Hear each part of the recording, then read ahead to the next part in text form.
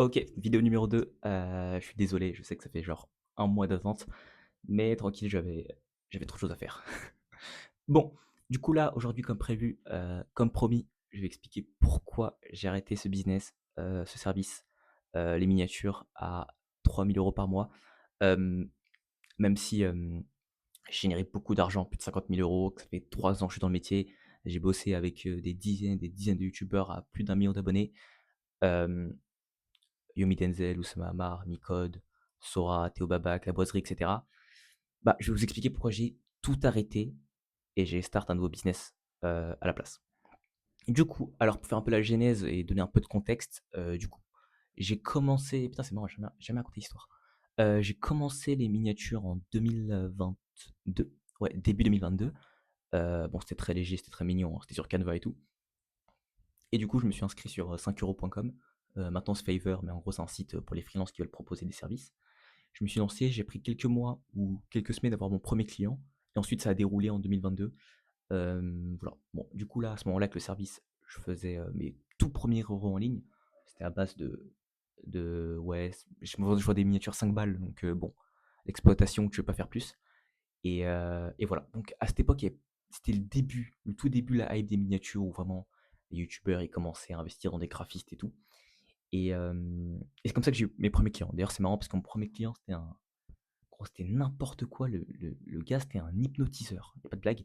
En gros, le gars était en visio avec ses clients et mais les hypnotisait. Genre en mode, il leur faisait croire genre ils étaient à Pékin, à Séoul, en Malaisie, au Panama, bref, il faisait voyager dans des pays à travers l'hypnose en visio. Moi, c'est la visio qui me choque le plus. En gros, le mec, son hypnose, elle traverse, le back-end de Zoom. Bon, je dis de la merde. Ouais, bref, c'est un truc de malade et du coup, c'est le gars qui m'a fait mes premières commandes et de 5 balles, j'étais trop heureux et depuis, j'ai commencé là. Du coup, en 2022, je faisais à base de allez, de services qui commençaient à marcher 400, 500, 600 € par mois, hem et ensuite, sauf que j'ai pas fait beaucoup de cash parce que je stagnais beaucoup, je savais pas comment trouver des clients et tout et genre en 2023, mon service, il a fermé, ils ont bloqué mon service, miniature alors que j'étais genre top 3 de tout le site.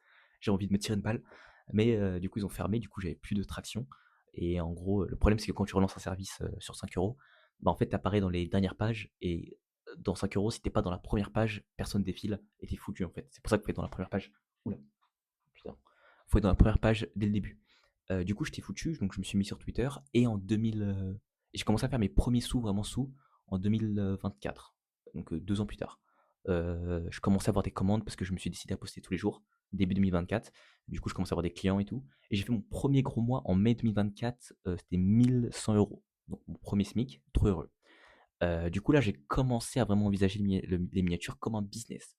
Vraiment quelque chose dont je peux générer beaucoup de cash. Avant, c'était plus une activité à côté pour gagner un tout petit peu de sous, mais là, ça aurait pu être une activité à temps plein, tu vois? J'aurais vraiment pu vivre des miniatures.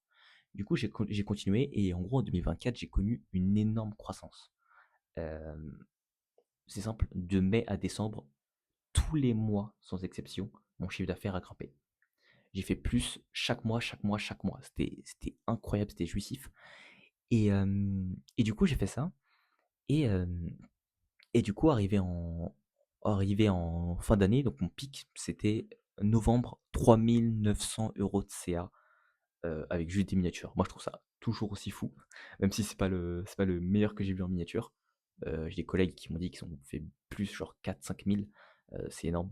Mais bon, faut savoir que j'ai fait 120 miniatures ce mois-ci, donc enfin novembre, donc j'ai gagné beaucoup d'argent, mais je bossais tellement que ça en valait peut-être pas autant la peine, tu vois? Et du coup, en décembre, j'ai fait une pause et ensuite, je suis revenu en janvier 2025 et là, du coup, j'ai fait toute l'année 2025 et hem et malheureusement 2025, ça a commencé à stagner les commandes. Ça a beaucoup moins marché qu'en 2024. Enfin, pas beaucoup moins, même en perspective, je crois que j'ai plus gagné en 2025 qu'en 2024, parce que genre, genre la moitié de l'année limite, en 2024, j'avais fait, genre 1 000 balles sur 6 mois. Donc même si ça explosait l'autre moitié du mois, comme j'étais constant du 1er au 12 en 2025, techniquement, j'ai fait plus. Mais j'avais plus du tout, la croissance. C'est une année entière où j'ai stagné et c'est une des premières raisons qui ont fait que j'ai arrêté. Mais ça, j'expliquerai un peu plus tard dans la vidéo. Du coup, en 2025, je stagne et je décide de vraiment arrêter les miniatures en février 2026, donc là, où j'ai vraiment start mon nouveau business et où je suis officiellement plus media maker, je suis officiellement YouTube stratégiste depuis mois dernier, mai, là où j'ai eu mes premiers clients. Du coup, voilà, là c'est contexte. Et maintenant, on passe aux raisons. Donc, je me suis fait une petite liste, comme ça je me perds pas, et je commence. Du coup, alors le premier point qui m'a fait arrêter, c'est l'instabilité. Mais ça me rendait fou. Le problème, quand tu fais un service aussi low ticket, donc pas cher du tout, que les miniatures, c'est que tu es obligé d'avoir beaucoup de clients pour faire le chiffre. Hem, Parce que la majorité des youtubeurs, malheureusement, ils sont pas prêts à payer cher pour des miniatures, ils commandent pas beaucoup, donc tu es obligé d'avoir beaucoup de clients. Et du coup, bah, plus tu as de clients, plus tu es dépendant de plein de gens, et plus c'est compliqué du coup d'être stable. Hem, alors genre si tu as un client à 2 000 €, bah, tu es tranquille avec lui. Alors que si tu as genre, 20 clients qui te font 2 000 €, bah, c'est la galère pour, au final rassembler et collecter les 2 000 €. Parce que du coup, en soi, je contractais, heu non, ça je vais en reparler plus tard. OK. Non, l'instabilité et du coup, en fait, ça fait qu'il y a des gens qui commandaient, genre qui pouvaient commander de ouf un mois et le mois d'après, boum, ils disparaissent. Ils reviennent 5 mois plus tard et genre, ça peut faire ça que genre la moitié de tes clients. Donc toi, tu te dis: «Ah super, j'ai fait un bon mois ce mois-ci grâce à ce client, ce client, ce client» et d'un coup, le mois d'après, tes top 3 clients, du mois dernier, ils ont disparu et ça m'est arrivé plusieurs fois et ça, c'est horrible parce que du coup, tu ne peux pas envisager de faire des dépenses à long terme, parce que tu sais pas combien de CA tu vas faire le mois prochain, en fait. Tu aucune vision. Hem Et aussi, et encore ça va. Le deuxième truc, c'est le stress. Le stress de quand, genre, tu es le 15 du mois, parce que moi je traquais au jour les commandes. Le 15 du mois, par exemple, tu vois que tu as fait genre 300-400 € de moins, 400 € de moins, pardon, que le mois d'avant, bah, tu as juste envie de te tirer une balle et surtout que genre tu essaies de pré-shot ton chiffre d'affaires qui arrive, tu vois que tu es en retard et tout et ça, c'est un stress de ouf et genre, c'est un stress de malade, ça pour gagner un peu plus d'un SMIC, quoi. Genre ça vaut pas le coup. Tu peux gagner beaucoup plus d'argent pour le même niveau de stress, voire moins. Parce que du coup, genre là maintenant, je gagne beaucoup plus, pourtant j'ai beaucoup moins de clients. Genre j'en ai 3. Mais comme du coup, bah, je sais que je suis beaucoup plus important à leurs yeux et j'apporte plus de valeur, je sais qu'ils vont pas partir du jour au lendemain. Alors que comme tu apportes pas beaucoup de valeur aux yeux du marché en tant que media maker, bah c'est le cas quoi. OK, my bad, fallait que je rallume, mon écran. Du coup, ouais, l'instabilité, c'était horrible et ça, c'était l'un des pires trucs. Le fait que tu ne peux pas te projeter, en fait. Tu ne peux pas te projeter pour ce qu'elle est, parce que tu ne sais même pas combien tu vas faire le mois prochain et tu es à chaque fois dépendant, de petits clients, qui te rapportent pas tant que ça, mais s'ils se partent, bah, pratiquement, une grosse partie de ton ça, il se taille, quoi. Donc c'est relou. Ça, c'est un des horribles points. Le deuxième, c'est que j'ai plus l'impression, de croître, d'avoir la croissance. Comme j'ai dit en 2024, j'ai une énorme, c'est marrant en plus c'est lié au prochain sujet, mais en 2024, pour le contexte, j'ai fait une énorme croissance comme j'ai dit. J'ai tous les mois, je gagnais plus de genre 500-600 € et genre c'était ouf et c'était exponentiel parce que genre de base, tu fais 200 € de plus, ensuite tu fais 500 € de plus, ensuite tu fais 1 000 € de plus et genre, ouais, à la fin ouais, c'est fou et et du coup, moi, c'est bon, dans ma tête, c'est bon, j'avais «fini le jeu» entre guillemets. Je fais que croître et je vais faire que croître encore et encore. Je vais vendre une miniature de plus en plus chère, comme ça je prends de moins en moins de clients. Ensuite, je vais faire de plus en plus de CA, j'aurai de plus en plus de demandes, de plus en plus de traction. Genre c'est fini, j'avais atteint le cours, tu vois le mont exponentiel où ça explose. J'étais de ce côté de la courbe et bah, c'était fini après. Heu et bah, que nenni. Parce que ouh parce que, ensuite en 2000 fin 2024, j'ai pris une pause. Parce que, bah, j'en pouvais plus en fait. J'avais fait toute l'année où je faisais que bosser parce que du coup, comme la demande elle faisait que monter, bah, fallait que j'augmente mes heures de taf. J'ai fait une pause de 20 jours seulement, c'est pas beaucoup parce que c'était les seules vacances de l'année.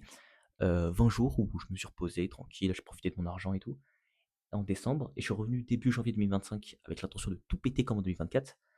Et beh, il faut savoir que quand je suis revenu en 2024, enfin en 2025 pardon, heu, j'ai perdu mes 3 heu mes 3 plus gros clients qui faisaient genre 50 de mon CA. En gros, c'est mes 3 plus gros clients qui faisaient genre 50 de mon CA, ils s'étaient tous barrés et en gros, ils étaient partis voir d'autres media makers. Et en plus, c'est horrible parce que j'avais fait les choses bien, fin 2024 avant de partir en vacances. Genre, je suis parti les voir, je leur ai dit: «Écoutez les gars», genre, je leur ai dit 15 jours avant: «Je pars en vacances à telle date, dites-moi comment on s'organise, si vous voulez que je fasse des miniatures d'avance», ainsi de suite. Comme ça, quand je reviens, on reprend ci et cetera. Bref, j'ai fait des trucs, hyper pro. Heu Et bah, ça a rien changé parce que quand je suis venu, je me suis fait remplacer comme une merde. Et je suis revenu les voir pourtant, je suis en mode: «Salut les gars, je suis revenu de vacances et cetera, on peut reprendre?»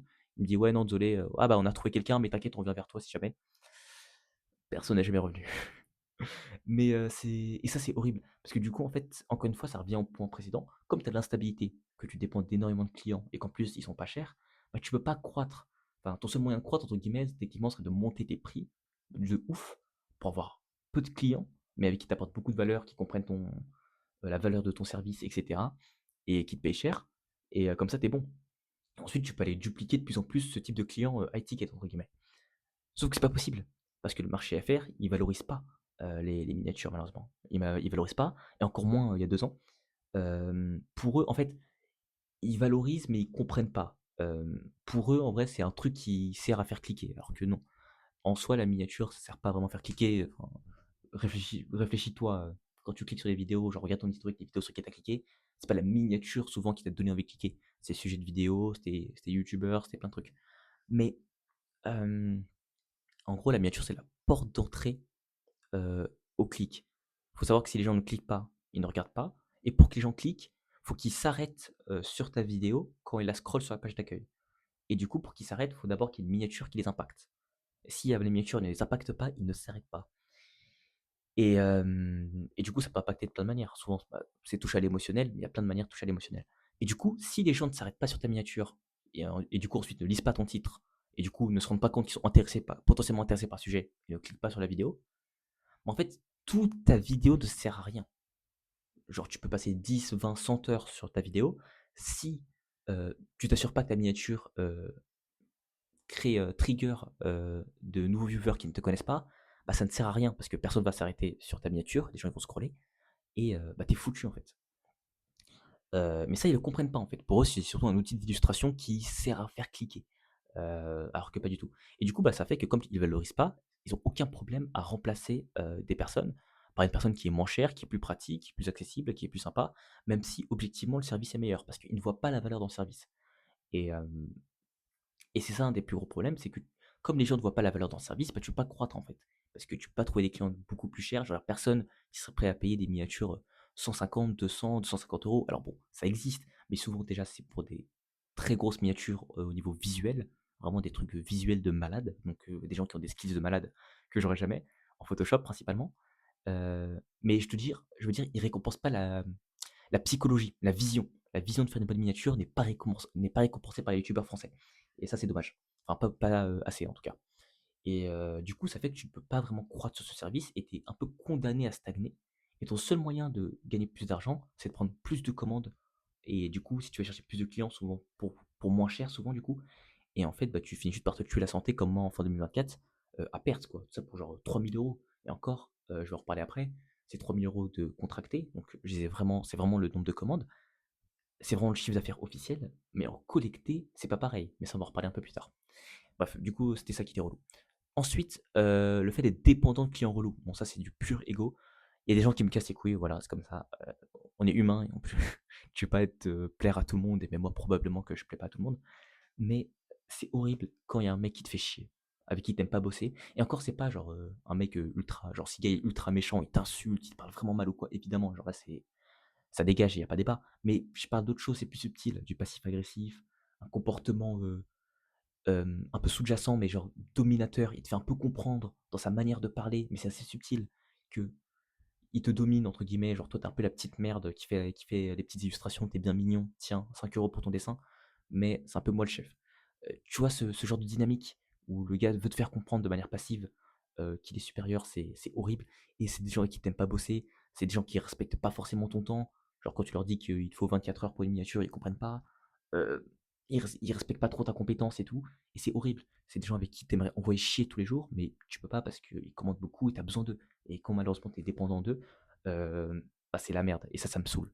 Ça me saoule. Je ne peux pas accepter, c'est la raison pour laquelle je suis dans l'entrepreneuriat, pas dans le salariat, je ne peux pas accepter de bosser pour quelqu'un qui me plaît pas et pour quelqu'un que je ne respecte pas. C'est comme ça. Et je pouvais plus tenir de faire ça, donc c'est une des grosses raisons pour lesquelles j'ai arrêté. Mais ça, pour le coup, c'est du pur ego.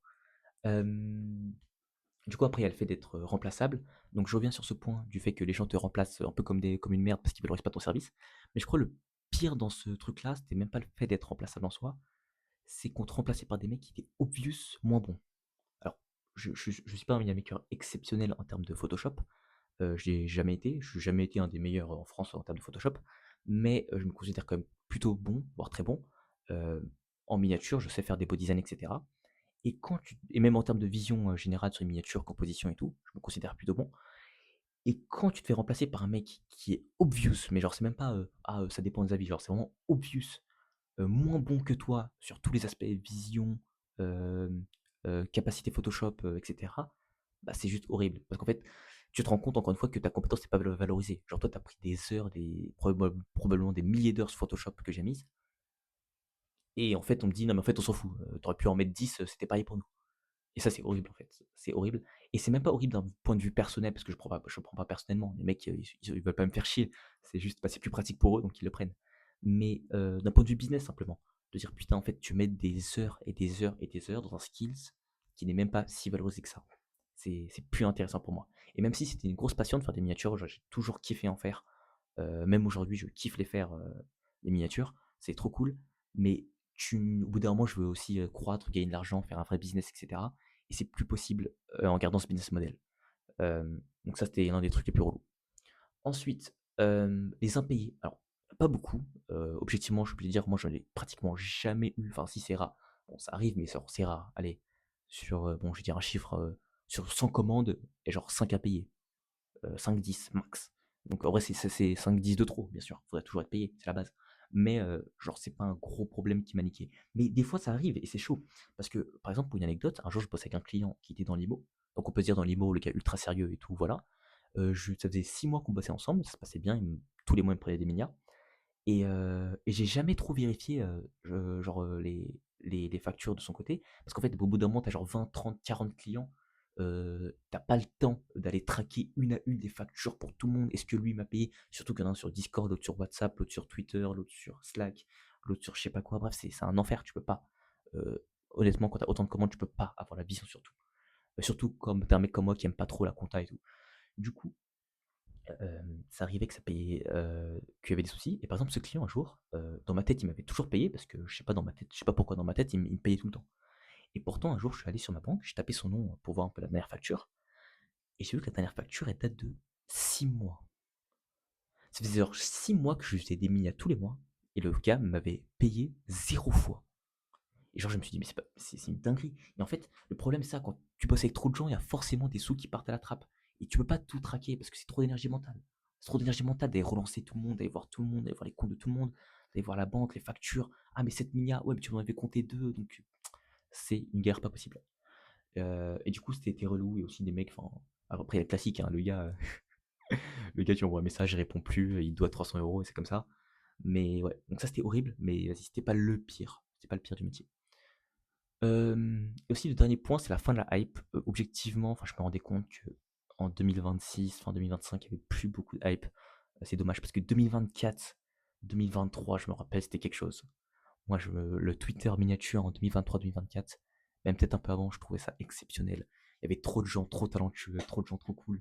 Genre, c'était l'émergence. Genre, il y avait genre 10-15 mecs et meufs super, super chauds. Et je voulais trop rentrer dans le délire, tu vois. Et c'était trop cool. Quand tout le monde postait ses miniatures et tout, il y avait vraiment une ambiance. Même si j'ai pas l'impression qu'on était genre unis, dans le sens où on était un groupe. Mais genre, chacun de son côté avait son truc et je trouve ça super stylé. Et, euh, et du coup, il y avait vraiment une vraie ferveur. J'avais vraiment envie de t'améliorer pour être comme les mecs chauds ou les meufs chaudes dans ce domaine. Et c'est quelque chose qui motivait des ouf. Oula, putain, putain de lumière. Et c'est quelque chose que je retrouvais plus vers la fin. Genre, je trouvais à la fin, pratiquement tout le monde s'était barré, je trouve. 2025-2026. En même temps, c'était un métier compliqué. Euh, et du coup, il n'y avait plus cette hype. T'avais l'impression d'être tout seul dans ton coin. Et surtout dans les moments genre, où tu galères, entre guillemets, c'était compliqué. C'était compliqué. Et du coup, bah, moins motivé. Et, euh, et voilà. Et voilà. Bref, le point dont j'ai pas parlé, alors qu'on peut le penser, c'est l'IA. J'ai jamais eu trop peur de l'IA parce que j'ai toujours eu une bonne vision. Euh, et je pense que la compétence Photoshop, ça n'a jamais été mon fort, donc ça allait. Mais faut pas être d'élu. Honnêtement, s'il y avait eu l'IA à l'époque où j'ai commencé, j'aurais jamais pu trouver mes premiers clients. Parce que n'importe quel youtubeur un peu cheap aujourd'hui, il va direct chez l'IA. Il va plus aller chercher un mini maker à 5-10 balles et je pense même plus que c'est possible honnêtement, aujourd'hui de se lancer et de débuter. Parce que honnêtement l'IA est bien meilleure que tous les débutants aujourd'hui en termes de miniatures. Donc voilà. Hem, J'avais pas trop peur de ça et aussi les miniatures, il y a l'aspect d'être différenciant. Si tout le monde utilise l'IA, bah, c'est plus intéressant d'utiliser l'IA en fait. Parce que du coup, les gens s'arrêtent plus sur ta minia parce que tu as le même style que les 20 minias d'avant. Donc ça sera toujours un edge d'avoir un graphiste dans un monde où tout le monde utilise l'IA. Du coup, voilà. C'est tout ce que j'avais à dire, clair. Si vous avez des questions, quoi, n'hésitez pas. Mais voilà, je pense avoir tout dit. Et je pense qu'on est bon à ce niveau-là. Donc voilà, j'essaierai de poster une vidéo pas dans un mois, mais bon, je vous promets rien. Et la prochaine fois, je parlerai de mon business, les avancées, le fait d'être YouTube stratégiste, mes clients, ce que j'apprends sur YouTube, etc. Je vais être beaucoup plus actif, beaucoup plus sur Twitter maintenant. Donc let's go, on repart pour une nouvelle aventure. Et hâte d'avoir vos retours.